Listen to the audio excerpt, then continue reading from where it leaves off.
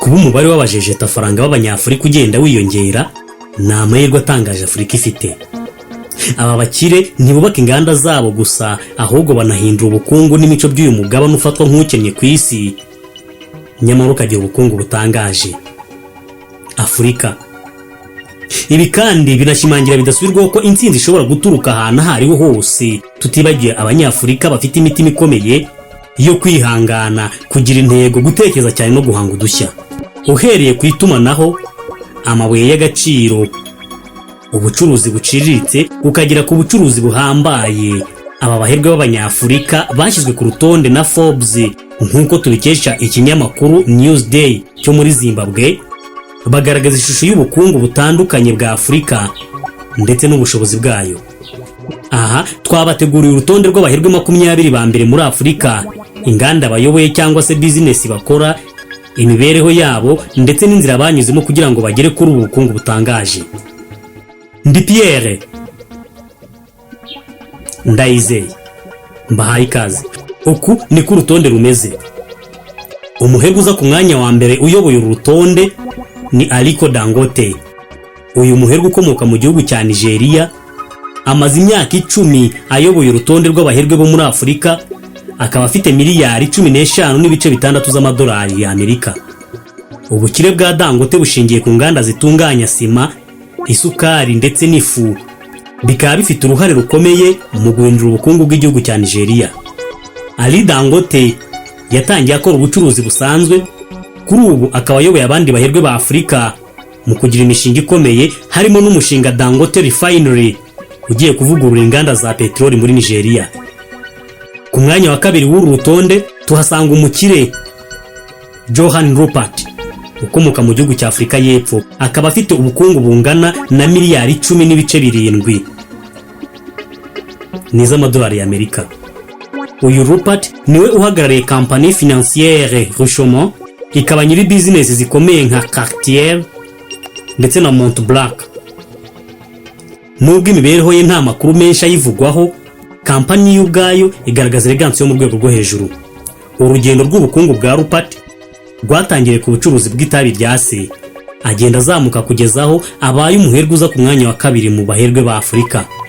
Ku mwanya wa gatatu w'uru rutonde tuhasanga umuherwe Nicky Oppenheimer, nawe ukomoka mu gihugu cya South Africa cyangwa se Afurika y'Epfo. Uyu akaba afite umutungo ungana na miliyari 8.8 z'amadolari y'Amerika, kandi akaba yaratangiye kuvugwa cyane mu mwaka wa 2012 ubwo yagurishaga muri kampanyi 40% by'umutungo w'umuryango we, agera kuri miliyari 5.1 z'amadolari y'Amerika. Uyu mukire azwiho gukunda kubungabunga ibidukikije, imishinga ye myinshi ikaba yibanda ku bikorwa by'ubugiraneza ndetse n'ibidukikije muri Afurika. Abdul Samad Rabiu wo mu gihugu cya Nigeria ni uza ku mwanya wa 4 w'uru rutonde, aho afite umutungo ungana na miliyari 8.1 z'amadolari y'Amerika, akaba ari we washinze BUA Group.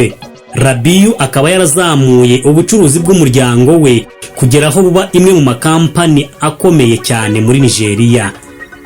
Nubwo afite ubutunzi butari buke, Rabiu akomeza kubaho mu buryo bworoheje, kandi ubucuruzi bwe bushimangira iterambere rirambye mu bukungu bw'ahazaza ha Nigeria. Ku mwanya wa 5 hari Nassef Sawiris wo mu Misiri utunze miliyari 7.2 z'amadolari y'Amerika. Akaba ari umwe mu bashoramari bakomeye bo muri Egypt. Nassef yobora Orascom Construction, akagira n'uruhare runini muri Adidas. Nubwo afite ubukire bungana butya, uyu nawe akomeza kwiberaho ubuzima bworoheje, ibikorwa bye bikaba ari byo byivugira. Mike Adenuga niwe uza ku mwanya wa 6 w'uru rutonde n'ubutunzi bufite agaciro kangana na miliyari 6.1 z'amadolari y'Amerika, akaba nawe akomoka mu gihugu cya Nigeria. Ubukire bwa Mike abukomora mu bucuruzi bwe bwibanda cyane kuri peteroli ndetse n'itumanaho binyuze muri companies ze nka Globalcom ndetse na Conoil. Azwiho gukunda ubuzima buryoshye, gusa kuba yarahiriwe n'ubucuruzi mu by'itumanaho na peteroli muri Nigeria bituma bumwe mu bafatanyabikorwa bazwi cyane ku mugabane wa Afurika. Ku mwanya wa 5 w'uru rutonde tuhasanga umugwizatunga Issad Rebrabu wo mu gihugu cya Algeria, akaba afite ubukire bungana na miliyari 5.1 z'amadolari y'Amerika. Rebrab niwe nyiri Sevitar, kampani yigenga ikomeye cyane mu gihugu cya Algeria, ikaba imwe mu nganda nini zitunganya isukari nyinshi ku isi. Urugendo rwe guhera ku ntambwe yoroheje kugeza ku gutunga uruganda rukomeye rutunganya ibiribwa, rushimangira imbaraga ziri mu kwikorera no kwihangira imirimo, bikaba urugero rwiza rw'uko umuntu ashobora gukira ahereye kuri bike. Nanguib Sawiris niwe dusanga ku mwanya wa 8 n'ubutunzi bufite agaciro ka miliyari 3.3 z'amadolari y'Amerika, akaba akomoka mu gihugu cya Misiri, aho ni muri Egypt. Nanguib Sawiris yamenyekanye mu bitangazamakuru no mu mishinga ya politiki nyuma yo kugurisha Orascom Telecom mu Burusiya, ayigurishije indi kampani yaho yitwa Vipercom. Azwiho imico myiza cyangwa se ishimishije, kandi akomeje gushora imari mu mishinga yo muri Afurika no mu burasirazuba bwo hagati. Umuherwe w'umwirabura Patrice Motsepe niwe uza ku mwanya wa 9 na miliyari 2.9 z'amadolari y'Amerika, akaba nawe akomoka mu gihugu cya Afurika y'Epfo. Uyu ni nawe nyiri sosiyete African Rainbow Minerals icukura amabuye y'agaciro, akaba umwe mu bakire bakoze bikamukundira ifaranga rikamwitaba. Uyu kandi akaba yarasezeranye kuzatanga 1/2 cy'ubutunzi bwe bwose ngo bifashishwe mu bugira neza bifasha abababaye, ashimangira ko yiyemeje kugira uruhare mu mibereho myiza n'iterambere by'abatuye Afurika muri rusange. Ku mwanya wa 10 tuhasanga umugwizatunga Koos Beka. Uyu Koos Beka wo mu gihugu cya South Africa akaba afite ubutunzi bungana na miliyari 2.5 z'amadolari y'Amerika. Beka yahinduye Naspers mu bitangazamakuru by'isi yose n'imigabane mu ikoranabuhanga, cyane cyane binyuze mu bushoramari yakoze mbere muri Trescent.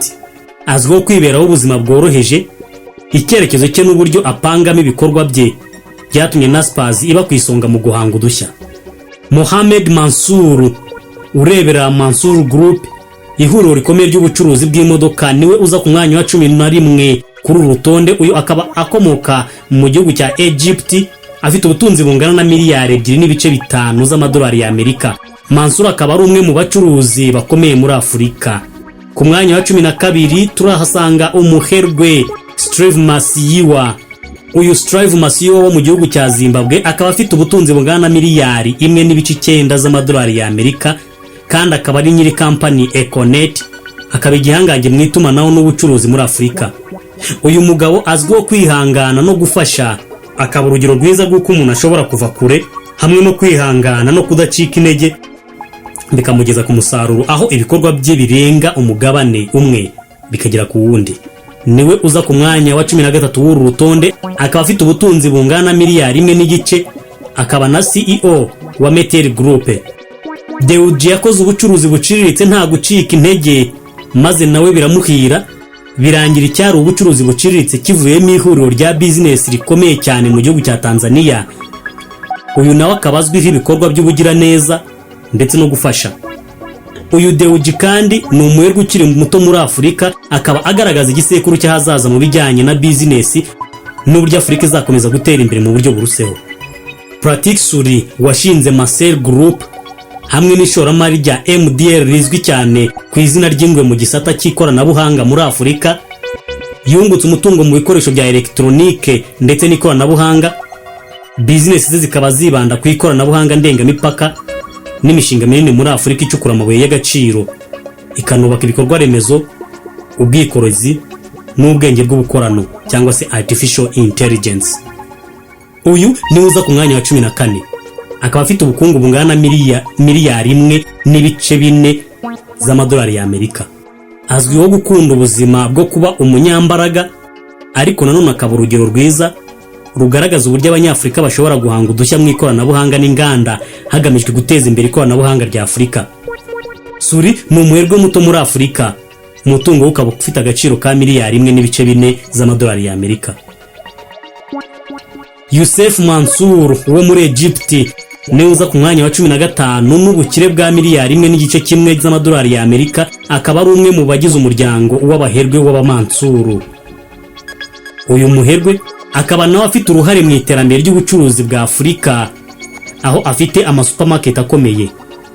Othman Banjeluni niwe uza ku mwanya wa 16 akaba nyiri BMCE Bank. Iyi banki ikaba iri mu ziyoboye muri Afurika y'Amajyaruguru. Ubukungu bwe nawe bufite agaciro kangana na miliyari 1.1 z'amadolari y'Amerika. Akaba azwiho nk'umuntu wikunda kwiberaho imibereho ya kera, mbese ntakunda kujyanwa n'ibigezweho byose. Mu bijyanye n'amabanki, uruhare rwe narwo rukaba rukomeye cyane muri ako gace ka Afurika. Ku mwanya wa 17 haza Michel Leroux cyangwa se Michael Redux. Uyu nawe akaba afite umutungo ufite agaciro ka miliyari 1 z'amadolari y'Amerika. Uyu nawe ni umunyafurika y'Epfo ukora ibijyanye n'amabanki, akaba nyiri banki ya Capitec, imwe mu zikomeye cyane muri Afurika y'Epfo. Uyu mugabo akunda kwiberaho ubuzima bworoheje, akibanda kuri business ye gusa. Christopher Weze niwe uza ku mwanya wa 18, akaba afite miliyari 1 y'amadolari y'Amerika. Uyu nawe akaba igihangange mu bijyanye n'ubucuruzi. Ubuzima bwe bukaba burangwa no gukunda ibintu bihenze cyane no kwinezeza. Ku mwanya wa 19 tuhasanga umunyatanzania Youssef Dewji n'agaciro ka miliyoni 900 z'amadolari y'Amerika. Akaba umwe mu bagize umuryango ukomeye w'Abadewji. Business ze zikaba zishingiye ku nganda n'umutungo utimukanwa. Uyu nawe akaba yiberaho ubuzima bworoheje ku buryo utapfa kumenya ko ari umujejetafaranga. Ku mwanya wa 20 ari nawe usoza urutonde tuhasanga umuherwe Aziz Akanuchi. Uyu nawe akaba atunze miliyoni 900 z'amadolari y'Amerika. Akaba n'umucuruzi ariko akaba n'umunyapolitike ku mwanya wa minisitiri w'intebe mu gihugu cya Maroc. Birumvikana ko ari umunyamaroc Morocco. Umuryango we niwe nyiri Aqua Group, ihuriro ryibanda ku bucuruzi bwa peteroli.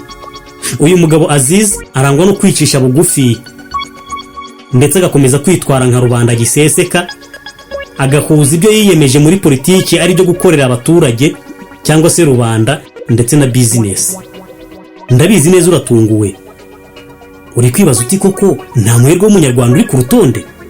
Nibyo, urutonde nta muherwe w'umunyarwanda uriho, ariko birashoboka ko nawe uhereye uyu munsi ugakora ugatekereza nk'uko batekereza, nta kabuza mu bihe bizaza twajya tugusoma ku rutonde nkuru. Kuba Afurika ifite abagwiza tunga nk'aba ni amahirwe akomeye ku hazaza hayo, kuko bigira uruhare runini cyane mu kuzamura impinduka mu bukungu, ishoramari n'inganda, bikarema hazaza ha Afurika. Munyemereye dusoreza aha, tuzagaruka ubutaha. Nge ndi Pierre Ndayizeye. Mwibwe gukora subscribe ndetse mubisangize n'abandi kugira ngo mudacikanwa n'andi makuru y'ingenzi tubagezaho. Iyi ni Wisdom Officials. Mugira amahoro.